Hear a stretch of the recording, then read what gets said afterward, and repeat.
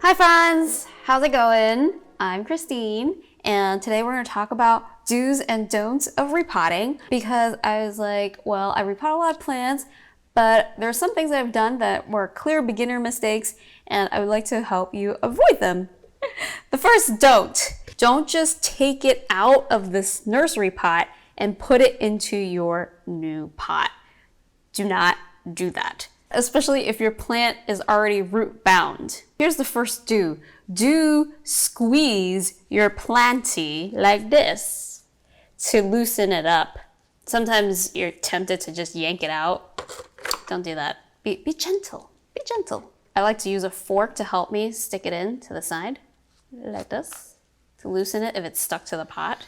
We have the whole plant out, and some of you might be tempted to just go bloop and put it in and put soil in it.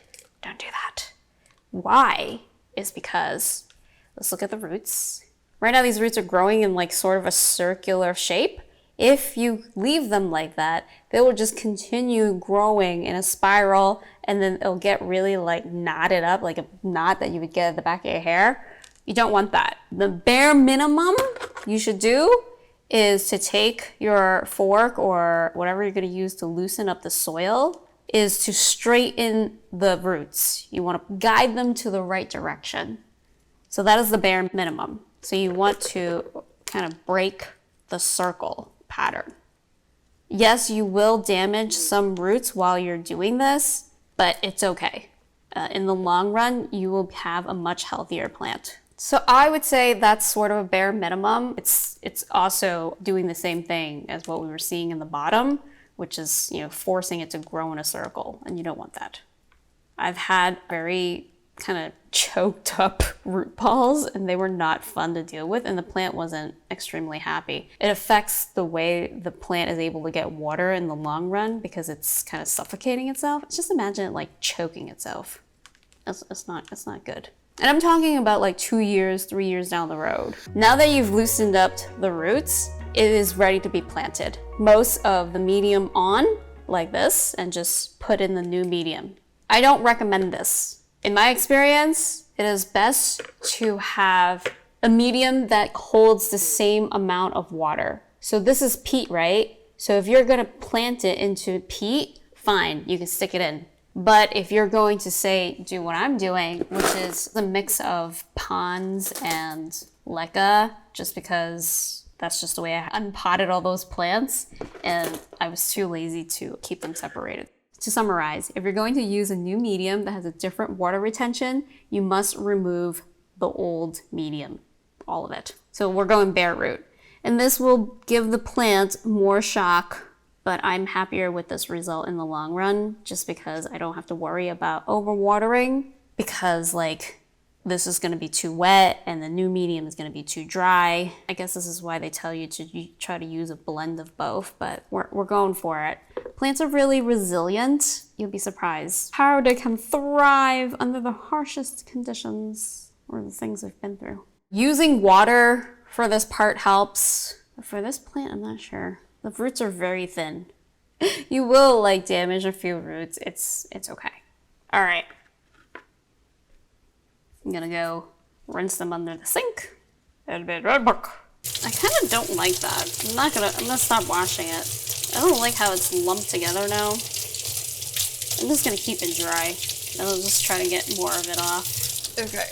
I just regretted my decision. Mainly because these roots are so thin, they're globbing together, and when you're repotting, you really don't want that. So I'm gonna dry this with a paper towel, actually. If the roots were thicker, I think it'd be totally fine to rinse it and not worry about it getting root rot. Spread them back out. You don't want to repot it in a clump of roots. It's like, you know, give it a little blow dry. All right, so let's just try to comb off as much of this as possible.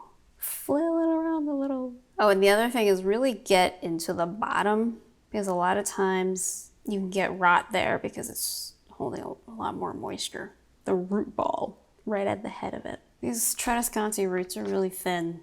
Hopefully it'll be okay. Alrighty, I'll just leave it with that. I would prefer less soil, but it's what we got. I don't want to kill the plant. Okay, the other thing I want to talk about is do trim your roots. Now, this is a brand new plant and I haven't had it obviously for that long, but do examine the roots and trim them. So like this one in particular is looking okay. So I like to kind of tug on it a little bit too to see how strong the roots are, but do not resist root trimming or be afraid to get rid of some roots when you're repotting. It's just healthier for the plant.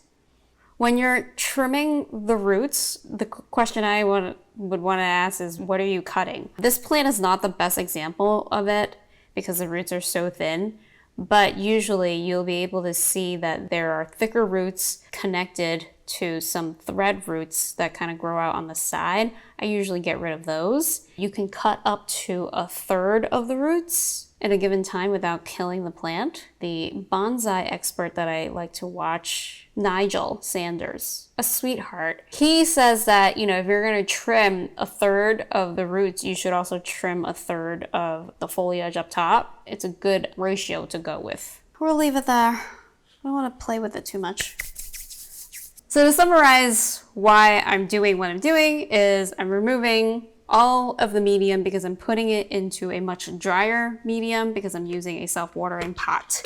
If you are using a similar medium to peat, then you don't have to do this. You can keep the medium, but obviously still tease out the root ball so the roots are going down because that's where, you know, that's how healthy plants grow, so they don't beat each other up or suffocate themselves, I guess. I'm trying the Tradescanti in this setup. I've never grown Tradescanti in semi-hydro before, so we'll see how it likes it. I hope you found this video helpful and give us a thumbs up if you like it, and don't forget to subscribe.